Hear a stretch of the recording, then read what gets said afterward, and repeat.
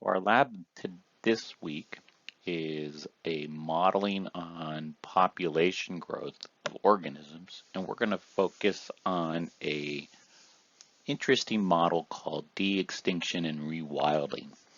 So we're going to look at the question of mammoths. So obviously, how do populations grow? And so, as you know, populations are just a group of organisms that can reproduce and produce fertile offspring. Now, we can kind of think of this like a savings account.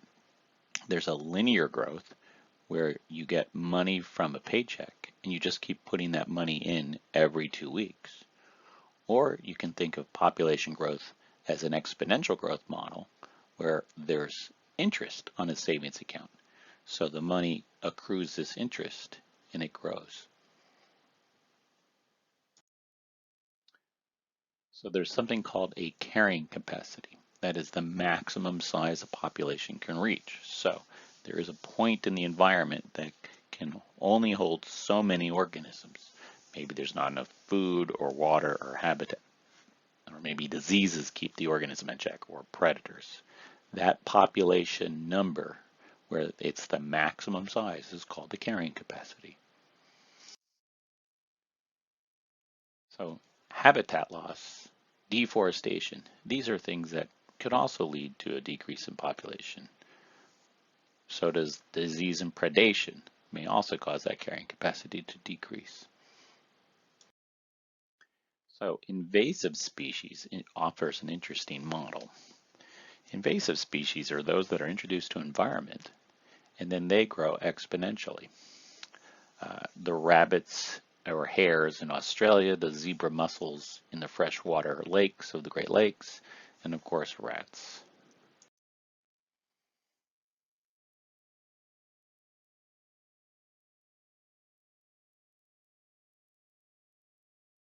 So let's try our lab. So how many elephants do you think there were in the past? So here's a general model of how many elephants we have. The blue line is the African elephants and the yellow line is the Asian. Yes, there were probably 20 million African elephants 200,000 years ago. Asian elephants were in much smaller numbers, partly because of their forests and deforestation has happened faster. So if there were 20 million elephants 200 years ago and only about 350,000, how long would it take for that population to recover? What will we need to know to figure that out? So we're going to use the model of elephant growth for determining how many mammoths would need to start the process of what we call rewilding. So let's say we want to put a pair of mammoths in every zoo of the world. How long would it take? So de-extinction is an interesting process. Lots of different organisms. The one pictured here is the Pyrenean ibex, in which we could take a clone, a cell, and make a clone, and hopefully be able to reestablish the colony again. Unfortunately, this species in this attempt, the offspring did survive, but then got a lung infection and then passed away. But it is one that is used as a model that could we take a cell from an extinct animal, remove its nucleus, put it into a clone, and start a new population. We call that de-extinction. Obviously, there's a lot of issues with it. You could read the article I posted there.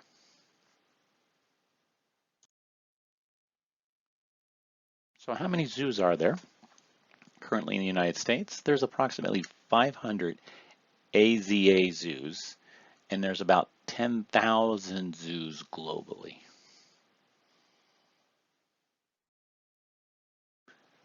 So our goal would be to put a pair, a male and female, in each zoo so that they could then produce offspring, and then those offspring, as they develop, would then be reintroduced into the wild.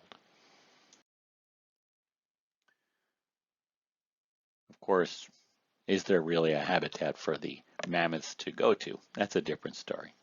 But let's just say, for example, if we start with a single pair of mammoths, how long would it take for those pair of mammoths to produce offspring and their offspring to produce offspring so that there's enough mammoths for every zoo in the country and then the world?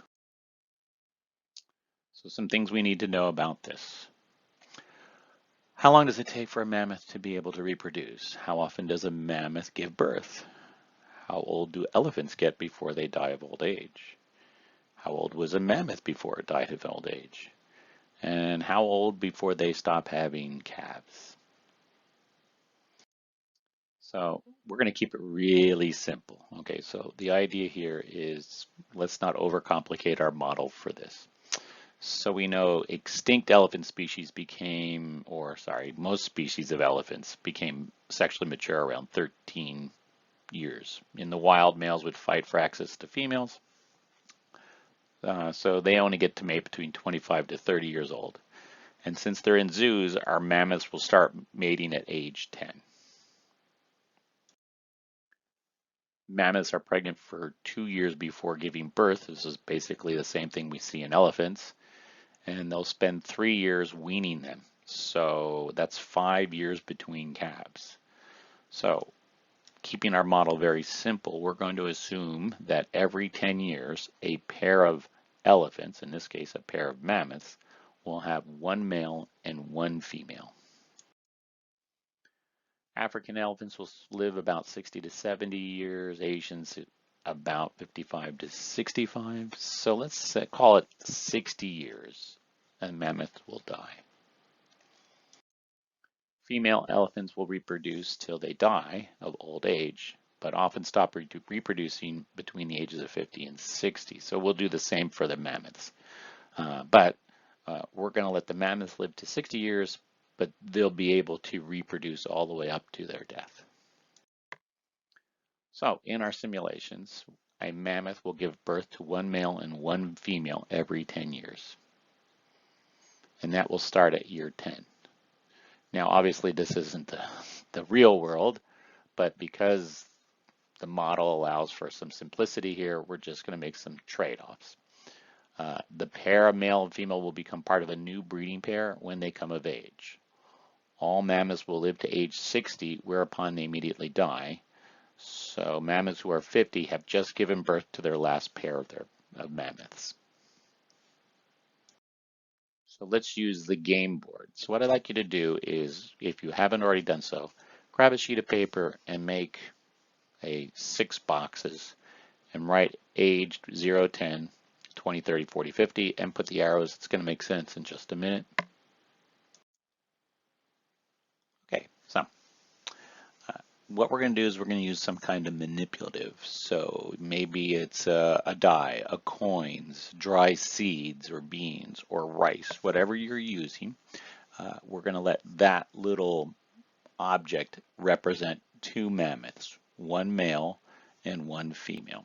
So at age 0, we've created them. 10 years have gone by. You would place a green or some object here.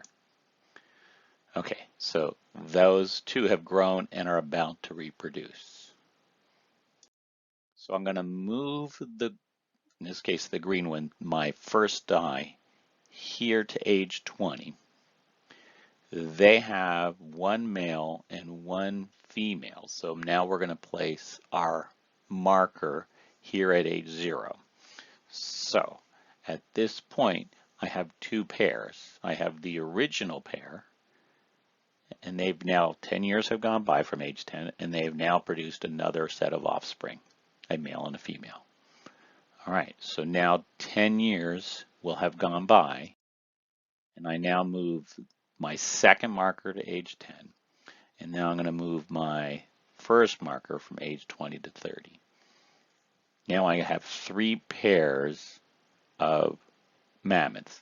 The green one has now made another pair of mammoths. So now we go to the next model. Okay, so now my red one will reproduce and then move to age 20. The one that was at 30 moves to 40 and they have an offspring. So now I have 5 pairs of mammoths at the end of 30. Okay, so now we move to age 50. So my first cube moves to age 50, has an offspring. My second offspring, which is this case purple, has offspring. My one that was red, the one was my third one, moves from 10 to 20. It has offspring. And the 2 that were on age 0 now move to 10. So now I have 8 pairs of mammoths. Now you're filling this in on the data chart, and you're going to continue doing this until you've gone a total of 100 years. So you're going to probably have lots of markers on the 0 to 10 very, very soon. So once you've completed 100 years and you've filled in the data chart, you'll create your graph, and then there's some questions that you can answer.